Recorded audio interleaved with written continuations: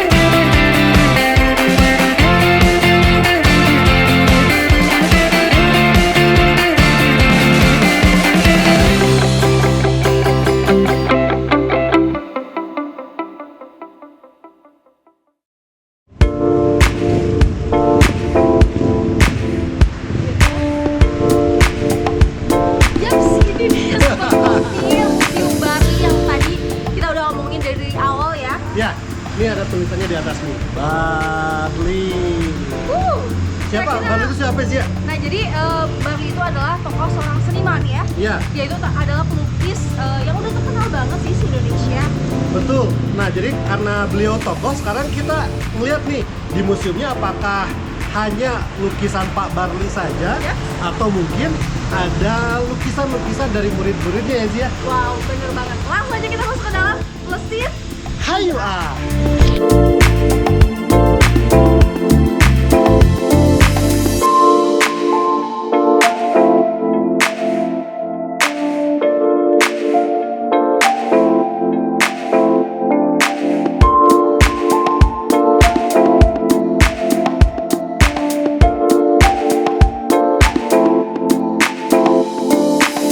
Ayo, silakan.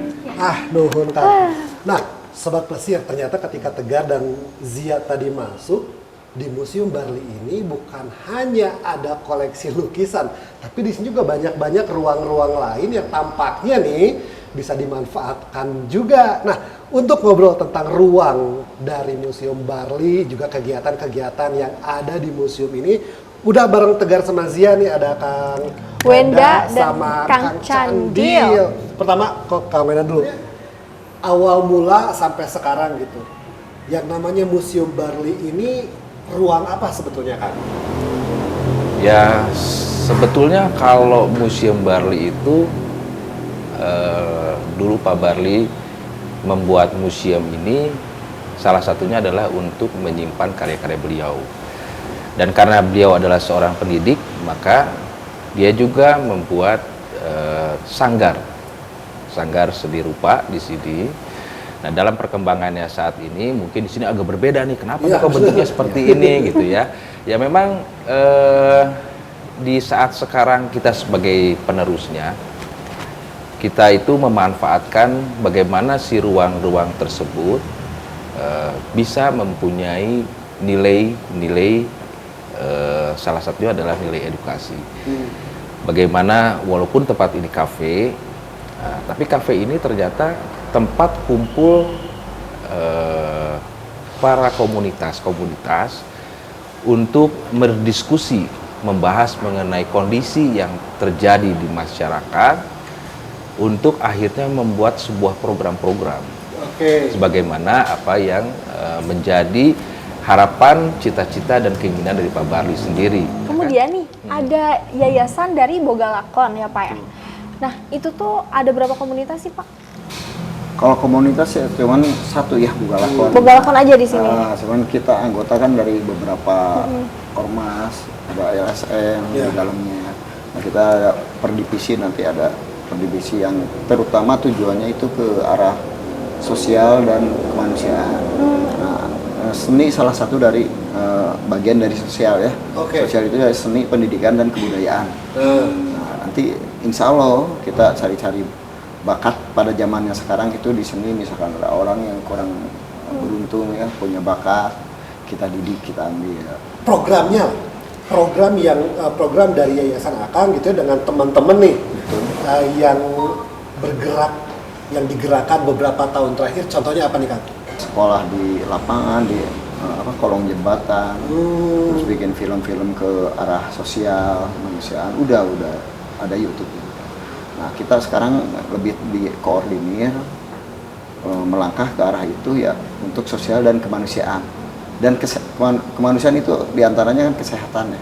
Kita bantu-bantu orang-orang juga yang di rumah sakit, misalkan BPJS-nya kalau telat kan banyaklah birokrasinya. Insya Allah kita bantu. Banyak kegiatan positif ya. Karena kita ada divisi di bidang kesehatan juga. Oke, Kang Wenda, terakhir. Mimpi besar tahun 2023 setelah pandemi kan semua goyang gitu ya, bisnis.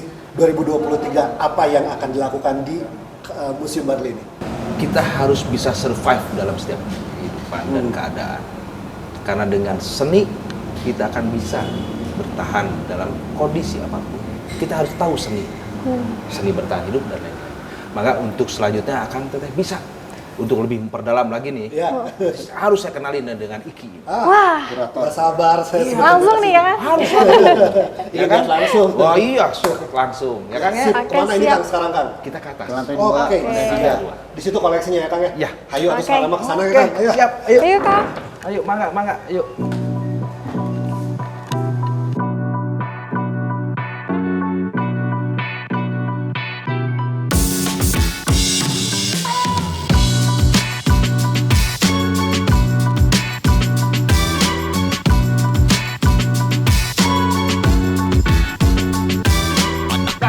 Iya geningan Kang Iki. Oke. Nah jadi orang salaman ya. Halo Nah iya Kang Teteh. Iya. Iki teh. Oh, Kang siap. Iki teh dibantu aja Akang Teteh ini teh supaya lebih memahami apa sih karya Barli. Iya. Ada pesan apa di balik karya Barli? Pangitan gitu Akang Teteh. Siap Akang Wenda hatur nuhun pisan Kang Candil nuhun oge. Nuhun. Ada kegiatan lain mah Kang Ikinya. Baiklah. Siap. Hati Kang. Sami-sami. Mari Akang Teteh saya antar lihat-lihat. Iya Kang. Siapa sih itu Barli Sasmitawinata ya? Di mata saya khususnya sebagai generasi ketiga. Bahwa di mata saya itu Barli itu bukan hanya sekedar perupa, pelukis ataupun seorang tokoh ya, yang dia bergerak di bidang seni rupa. Tetapi kalau menurut saya dia adalah seorang pribadi yang sangat unik, pribadi yang memang menurut saya itu merupakan hero bagi diri saya pada saat sekarang itu, bahwa dia saya sebut sebagai sebuah masterpiece person ya, yang pernah ada dan muncul di dalam kehidupan khususnya di bidang kesenian rupaan di Indonesia. Yang kenapa saya sebut begitu, karena memang dari kesehariannya, dari rutinitas yang dilakukan beliau ya, yang saya ingat, yang saya lihat pada saat itu, sejak awal-awal dia bergerak di dalam satu bentuk pergerakan untuk bagaimana mensiarkan pentingnya pendidikan seni rupa. Mangga Kang. Nah ini ruang belajar dari sekolah Barli ya. Ini juga Kang hasilnya ya Kang, semuanya Kang? Ini semua hasil dari muridnya Kang Adit ya. Kang Adit sekarang yang ngelola sekolah Barli di sini. Sekolah Barli ini sebetulnya udah didirikan tuh dari tahun 60-an di Rangga Gempol. Dan sekarang kembali terus dikelola di sini gitu. Nah, Akang bisa lihat lukisan yang ini itu lukisan dari karya anak disabilitas. Yang ini? Iya, yang ini. Wow. Berapa umurnya Kang? Mungkin sekitar usia SD ya gitu. Oke, usia Keren SD. banget. Jadi kalau kita berbicara sekolah Barli, kita itu meneruskan visi dari Pak Barli. Tadi udah ngobrol kan dengan Kang Wenda, Iya, dengan dengan Kang Wenda. Candil tentang apa visi Pak Barli. Jadi kita itu ingin memfasilitasi siapapun yang ingin belajar menggambar, belajar tentang seni, tetapi dia tidak mendapat kesempatan di lembaga pendidikan yang formal, tetapi dia ingin mengembangkan bakatnya di dalam seni. Makanya sekolah Barli itu memfasilitasi bagi siapapun yang ingin mengembangkan karya seni sesuai visinya Pak Barli. Iya. Ini anak-anak SD Kang yang buat? Ada anak Umuran SD? Ya, antara SD dan SMP. Kita menjadikan tembok-tembok ini sebagai ruang kreativitas anak-anak. Wow. Jadi mereka bisa ngelukis di dinding langsung ya, Kang? Bisa ya? Kang, kalau misalkan ngomongin secara visi gitu ya, Iya. kenapa pendidikan yang di sini gitu dari mulai SD kan kalau misalkan di tempat les lain biasanya dari SMA, biasanya anak-anak SMA ini mau masuk ke kuliah jurusan seni Iya, gitu ya kan. iya. Kalau ini kenapa dari SD gitu? Nah, kita berbicara dulu tentang Pak Barli ya. Pak Barli itu orang yang sangat concern terhadap bidang pendidikan seni. Itu bukan dimulai dari setahun 2 tahun dalam kehidupannya, tetapi dimulai dari zaman penjajahan Jepang. Pak Barli itu dulu jadi pemimpin Keimin Kashidoso dan dia itu melatih pemuda-pemuda untuk bisa melukis. Nah, setelah Indonesia merdeka, kalau Akang tahu di Jalan Braga ada gedung YPK, itu dulu namanya Studio Jiwa Mukti. Dulu Pak Barli menjadikan tempat itu sebagai sanggar lukis bagi siapapun yang ingin belajar melukis. Nah, di situ Pak Barli bekerja sama Pak Muhtar Apin dan Pak Ahmad Sandali. Kita bergerak Kang. Boleh, silakan. Arah sini.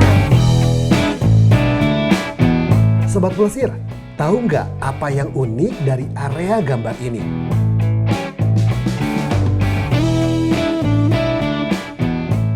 Ya, benar.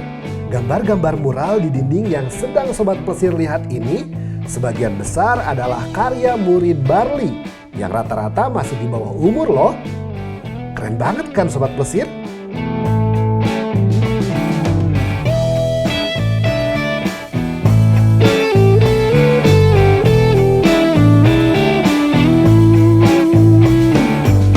Oke Kang, udah segitu jelas nggak penjelasannya? Mantap. Nah, kebetulan muridnya Pak Barli yang sekaligus jadi staf pengajar di sini tuh mau berpameran nih di Jakarta. Mau lihat nggak karya-karyanya? Oke, Kalau mau, sekalian. ayo ikut saya. Let's go. Oke.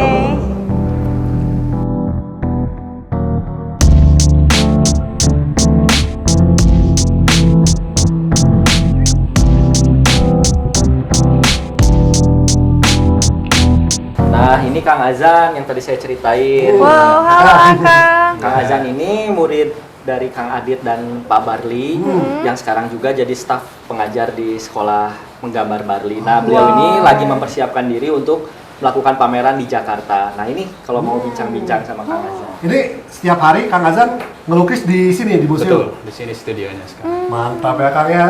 Bandung Utara dingin hujan ya kan sambil melukis. Karena Nah Kang, hujan, kalau ya. ngobrol-ngobrol ya, biasanya kan setiap pelukis itu punya karakteristik ya kan khusus yang bisa dikenali gitu. Kalau Kang Dari Azan sendiri punya nggak Kang? Ada karakteristiknya? Ada dari karakter di sini lukisan ini yang paling menonjol dari mukanya ya. Karakter mukanya di sini bibirnya merah, ininya pipinya Blush selalu on? ada merahnya, blush on-nya. Kuat merahnya ya Kang? Kuat banget Luar karena biasa. ini filosofinya dari pegawai-pegawai yang berangkat kerja biasanya menghias diri dengan cantik. Nah, di sini saya aplikasikan ke lukisan ini. Nah, kemudian nih Kang, dalam waktu dekat gitu ya, kira-kira ada planning mau kemana nih? Di pameran kah atau apa? Yang dekat yang baru planning sama teman itu di pameran nanti di Cimahi, insya Allah. Wow, Cimahi. Cimahi, ya. Dan perlu diketahui dulu lagi, lukisan saya itu banyak filosofinya dipengaruhi oleh ide-ide dari Adit Barli.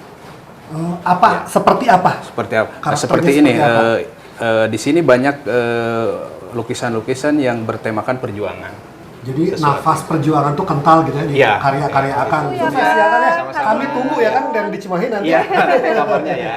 Iya, siap. Kita kemana lagi? Kang Sekarang Iki.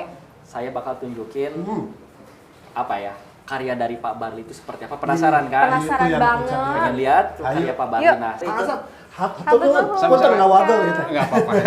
Kang Ajeng. Emang enggak? Enggak.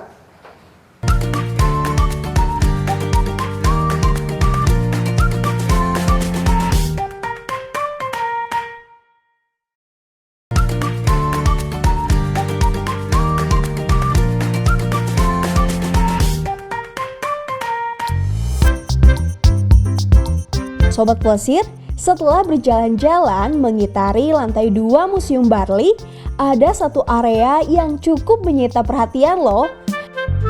Nah, ini dia area koleksi komik dan mainan tahun 90-an yang terpajang rapi di sepanjang lorong lantai 2 ini. Ternyata dipajangnya koleksi komik serta mainan di Museum Barli ini memiliki tujuan sendiri loh Sobat Plesir. Koleksi-koleksi ini berfungsi sebagai media pemancing kreativitas untuk para seniman yang ada di Museum Barli ini loh.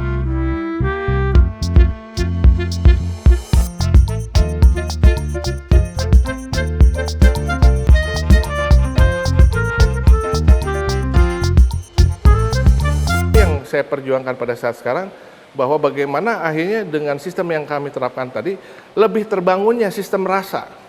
Yang tentunya ini erat kaitannya dengan kehidupan, ya, rasa untuk akhirnya menjadi satu bentuk konsep seni. Yang namanya seni menurut saya itu bukan sesuatu yang sifatnya yang berkaitan dengan seni rupa ataupun seni musik, seni tari, seni gerak dan sebagainya. Tetapi seni itu adalah yang kita coba untuk sampaikan pada saat sekarang. Bagaimana kita untuk menyampaikan sesuatu, bagaimana untuk menciptakan sesuatu, bagaimana untuk mewujudkan sesuatu. Nah, semuanya tentunya dengan seni. Nah, itulah seni. Makanya kan kenapa orang tidak suka mungkin matematika, mungkin tidak dikaitkan dengan seni matematikanya. Nah, kita mencoba dengan dengan kendaraan seni rupa tadi, bagaimana kita akhirnya mereka memahami peran seni bagi kehidupan. Nah Sobat Plesir, sekarang kita sudah sampai nih di area utama di Museum Barli, yaitu ruangan di mana karya-karya dari Barli itu sendiri disimpan dan diabadikan.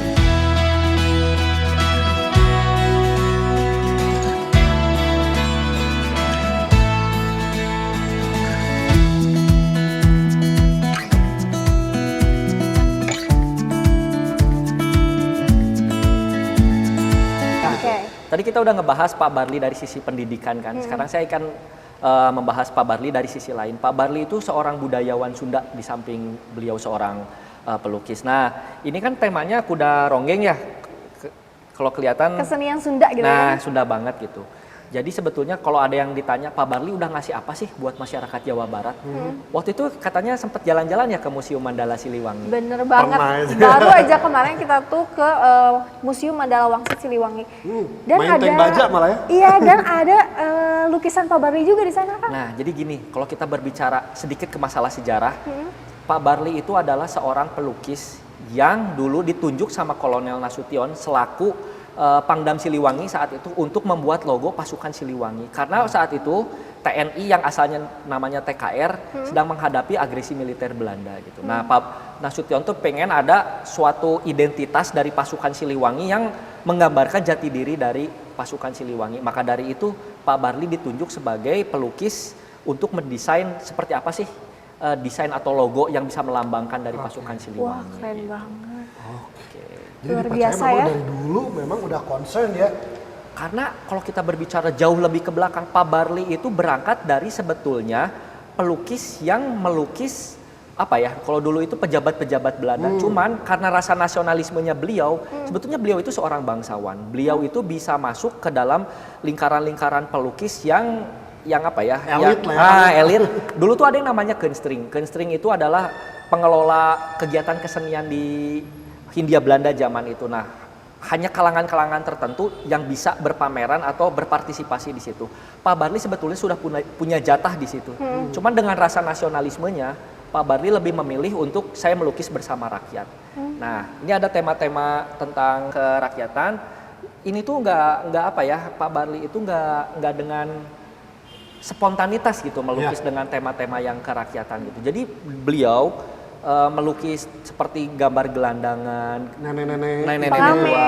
Dia itu ingin lebih menyampaikan apa yang sedang dia rasakan gitu. Jadi lukisan itu menurut Barli merupakan media penyambung rasa.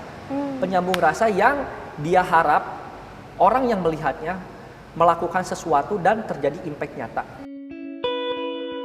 Ruangan ini tidak hanya menampilkan karya-karya terbaik Barli, tapi juga menyimpan cerita sejarah kepelukisan Barli. Mulai dari profesi awalnya sebagai pelukis para bangsawan Eropa, lalu kemudian menjadi pelukis pribumi yang berjuang bersama rakyat melalui karya-karyanya, hingga membentuk kelompok 5 Bandung bersama Avandi, Hendra Gunawan, Wahdi Sumanta, serta Sudarso, yang kemudian menginisiasi ide melukis di ruang terbuka secara real time dan boleh disaksikan oleh rakyat sekitar demi membedakan diri dari pelukis kolonial yang hanya mengeksklusifkan seni bagi para bangsawan Eropa.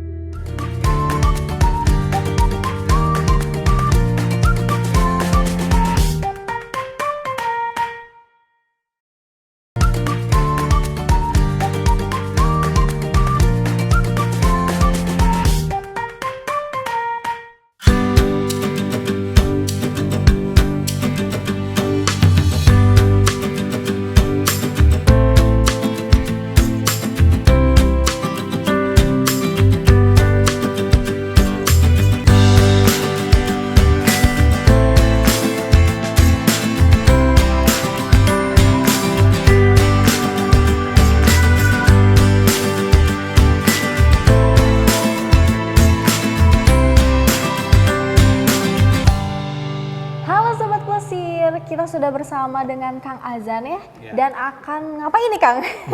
Udah ada kertas, udah ada pensil nih. Kita coba belajar basic ya, Oke. apa yang dulu pernah belajarkan dari Pak Barli ya, dari untuk menjadi pelukis mengarah ke profesional ya.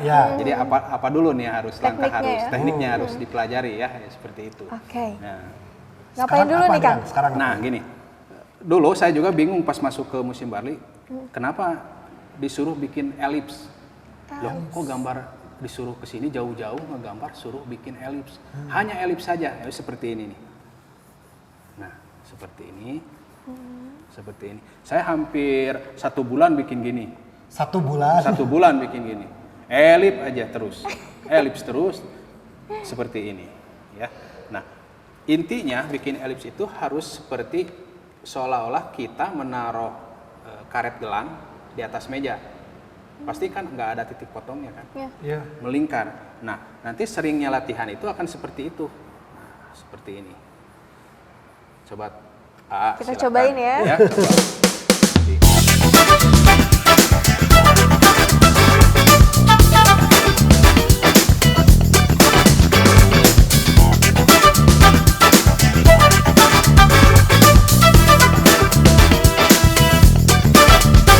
Nah, Sobat Plesir, Tegar sama Zia tadi belajar bikin elips dengan mengarsir gitu ya. Nah, sebetulnya inti dari kegiatan membuat elips dan mengarsir ini sebetulnya untuk melemaskan otot tangan. Apalagi nanti kalau kita mulai membuat bentuk-bentuk atau gambar-gambar yang lebih rumit. Wah, bener banget Tegar. Nah, selain itu juga Museum Barli ini selain memamerkan karya-karya seni yang luar biasa dari Pak Barli dan juga murid-muridnya, hingga saat ini masih sangat eksis ya. Tapi di sini juga kita bisa belajar bagaimana cara melukis dan juga menggambar yang baik ya Kang ya. Dan pastinya akan ada keseruan apa lagi Kang? Di sini juga menjadi salah satu ruang untuk berkumpulnya komunitas untuk membuat kegiatan-kegiatan yang bermanfaat untuk masyarakat. Nah, sekian saja edisi Plesiran di Museum Barli ini karena Tegar dengan Zia mau melanjutkan menggambar. Plesir, Haya!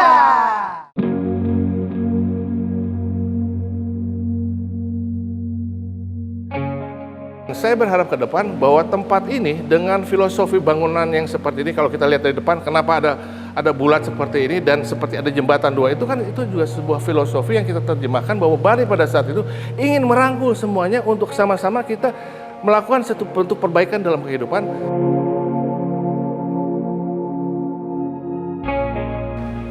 Komunitas-komunitas semuanya yang ingin melakukan satu bentuk perubahan menuju keseimbangan, ayo kita sama-sama untuk datang ke Bali.